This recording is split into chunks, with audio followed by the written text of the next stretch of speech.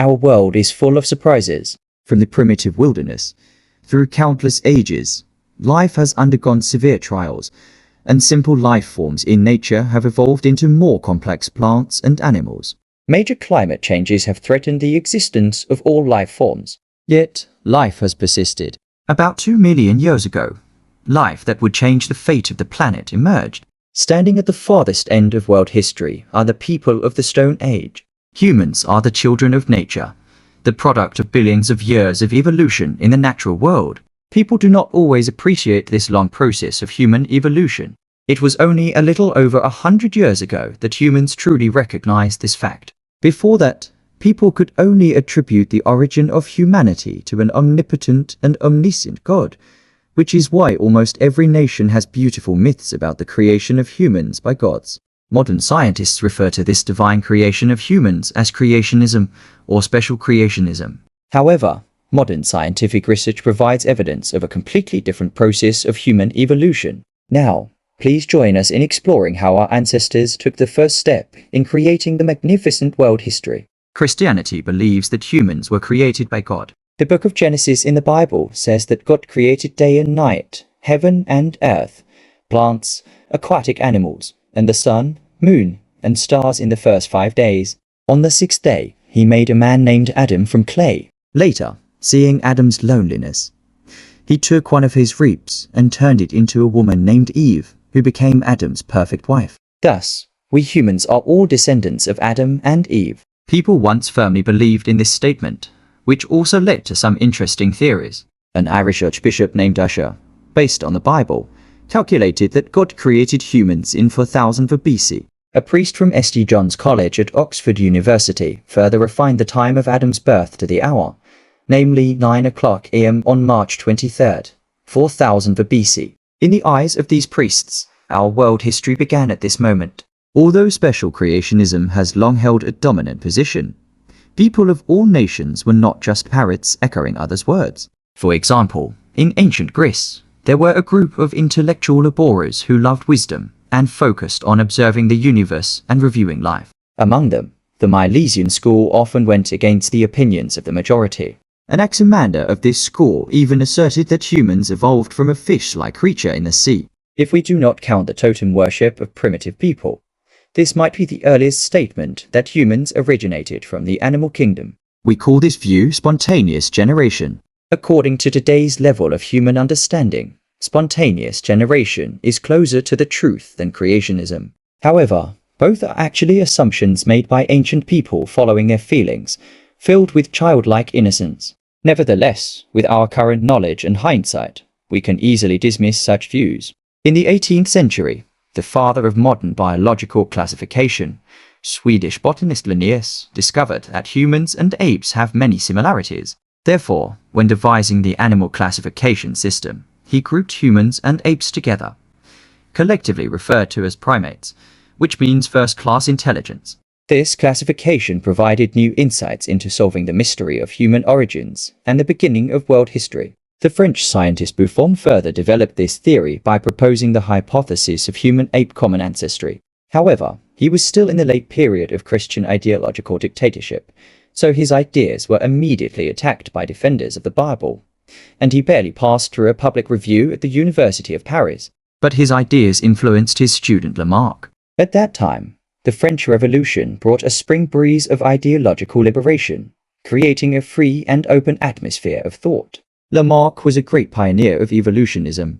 He published Philosophy Zoologique in 1809, systematically proposing the views of evolutionism. The core content of this theory is the theory of species evolution, which holds that all living beings have emerged due to the action of nature and have evolved with changes in the environment, starting simple and gradually becoming complex. Buffon and Lamarck, as teacher and student, broke the monopoly of special creationism. They made an indelible contribution to the history of human self-understanding. The remaining task was to add more fuel to the fire of evolutionism, turning it from raw iron into a convincing and extremely strong steel. The person who took on the historical mission of persuading the intellectual community that still believed in special creationism was the British biologist Darwin. Darwin, the founder of evolutionism, joined a global expedition on the British ship Beagle at the end of 1831. He traveled for 5 years, visiting many places, including America and Australia, and collected numerous specimens.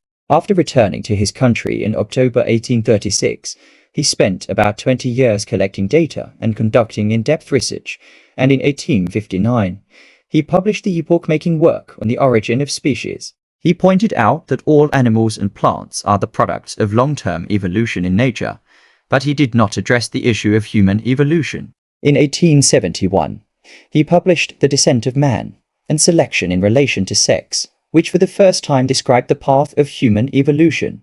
Darwin believed that under natural conditions, all living beings are influenced by their surrounding environment and undergo variation. Species that can undergo beneficial variations can survive and develop, while those that cannot undergo beneficial variations will inevitably be eliminated by the surrounding environment.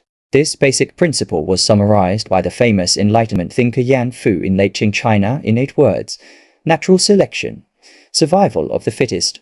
At the time when Darwin's theory was proposed in the West, it was met with fierce opposition from the church and sparked widespread debate in society. However, with the advancement of science, by the end of his life, the academic community no longer doubted evolution. The subsequent work was to search for the remains of our human ancestors around the world. Long before the establishment of evolutionism, archaeologists and paleontologists had discovered many ancient human fossils and semi-finished stone tools and other artifacts.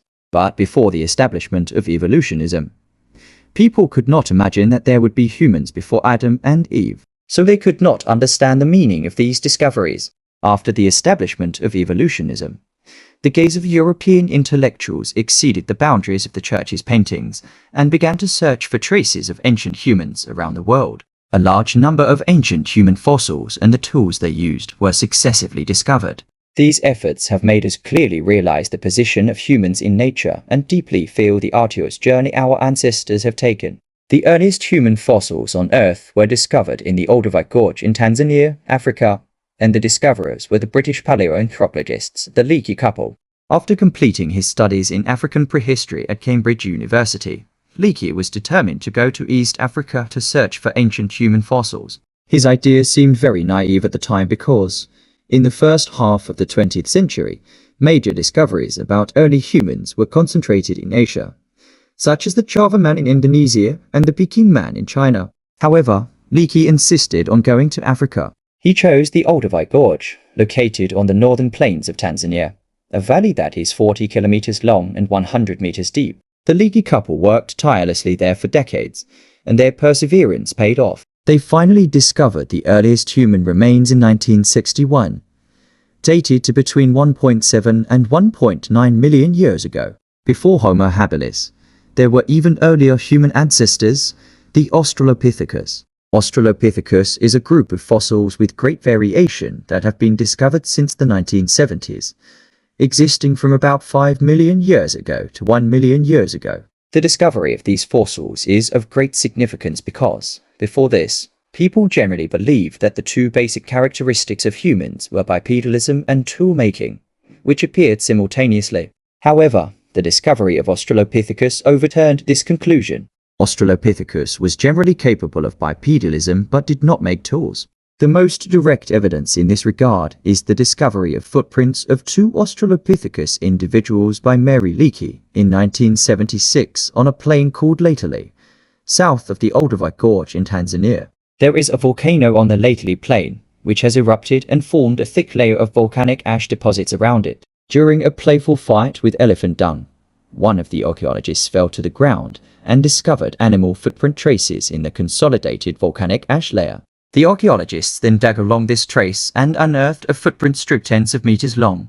In the footprint strip, there were footprints of 2 Australopithecus individuals, 1 adult and 1 child. There were also many animal footprints around their footprints, all of which appeared calm and composed, indicating that they were accustomed to the volcano's eruptions.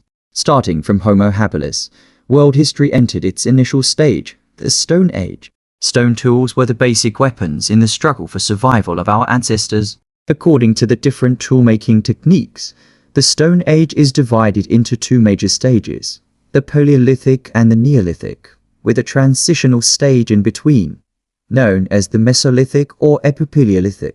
The so-called Paleolithic refers to chipped stone tools.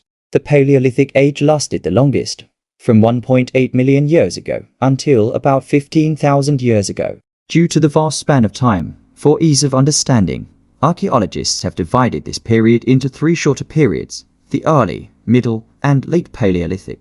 The early Paleolithic spans from 1.8 million years ago to 230,000 years ago. Humans during this period still had ape-like features, hence they are referred to as ape men. For instance, the earliest Homo habilis had a brain capacity of only 500 to 700 milliliters, stood at 1.2 to 1.4 meters tall, and were capable of walking upright. Later hominids, such as the African Homo rudolfensis, the European Homo heidelbergensis, and the Asian Homo erectus and Homo lanchinensis, had increased brain sizes of 750 to 1059 milliliters and grew to about 1.6 meters in height, but they were still significantly different from modern humans. Particularly, their skull structures retained rounded characteristics, with protruding brows, low and flat foreheads, and either no or very small chins. Ape men relied on foraging and hunting for sustenance. Their tools for foraging and hunting were primarily crude implements made by knocking together cobbles to form polyhedral,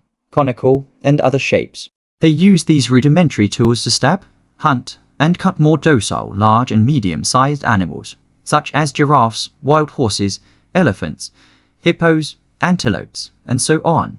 As for birds, fish, insects, bird eggs, plant tubers, fruits, and even insects, they were all part of the early human diet.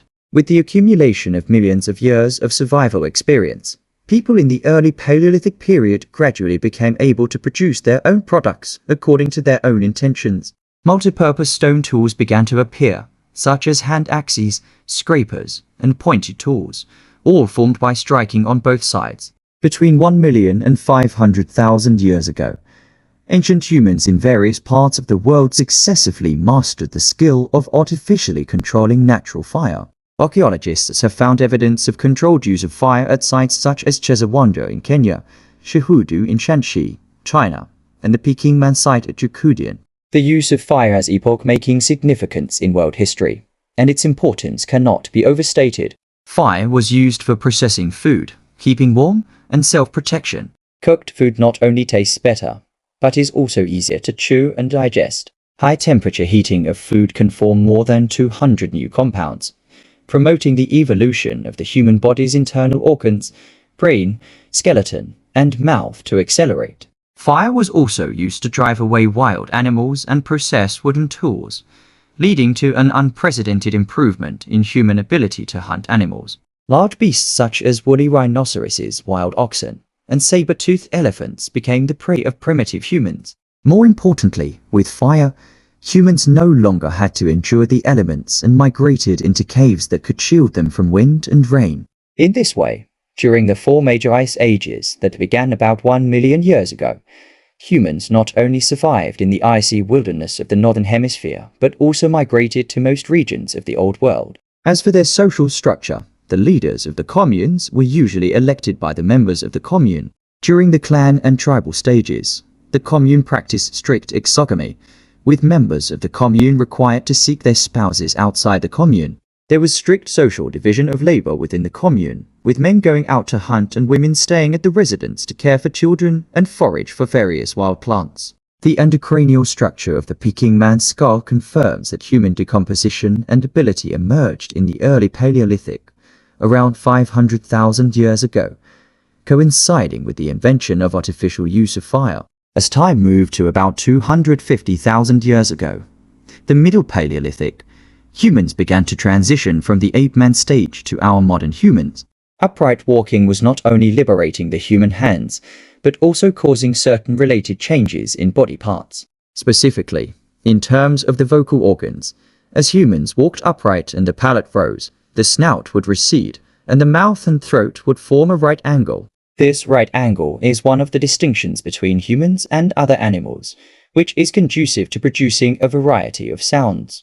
Additionally, from the perspective of humans at the time, the invention of cooked food led to the gradual atrophy of human masticatory organs, smaller jawbones, and greater mobility of the vocal organs in the oral cavity, which was very conducive to the formation of resonance and pure tones in human language. About 50,000 years ago, humans entered the late Paleolithic, and by this time, there was no physical difference between them and modern humans. The formation process of the three major races was also completed. Modern anthropology considers races, or ethnic groups, to be human populations with common genetic physical characteristics, broadly divided into three categories. The first is the Mongoloid race, also known as the Yellow race, mainly distributed in Asia. The second is the Caucasoid race, also known as the White race, mainly distributed in Europe and America. The third is the Negroid race, also known as the Black race, mainly distributed in Africa south of the Sahara Desert.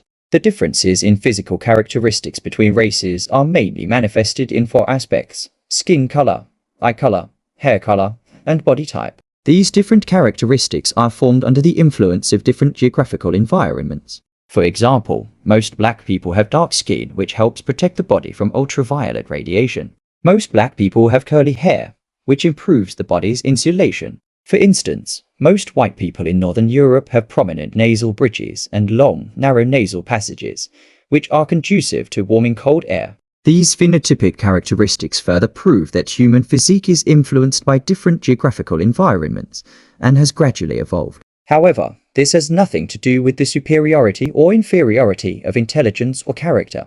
In the late Paleolithic, the technology of stone tool-making developed significantly, with techniques such as indirect percussion, drilling, and friction appearing at the time. With the continuous improvement of human survival capabilities, the activity space of humans has significantly expanded. In the era of late Homo sapiens, humans crossed the Bering Strait, drifted across the Pacific Islands, and settled in groups in the Americas and Oceania. Therefore, the first immigrants to discover the New World were not modern Europeans, but the Asian inhabitants of the Paleolithic era. The improvement of material life was accompanied by the progress of spiritual life. At the end of the Paleolithic, human language diversified into thousands of languages with different phonetics, vocabulary, and grammatical structures as humans spread around the world. As long as there are people, traces of various primitive religions can be found, such as totem worship, nature worship, and ancestor worship, as well as rich primitive arts represented by cave paintings and carvings.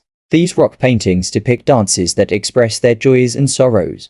These early human paintings are the first in the long history of the development of writing. It is this memory that distinguishes us from other creatures on Earth and provides us with a method of preserving history. It signifies that the dawn of an unprecedented and magnificent civilized society is about to rise above the horizon.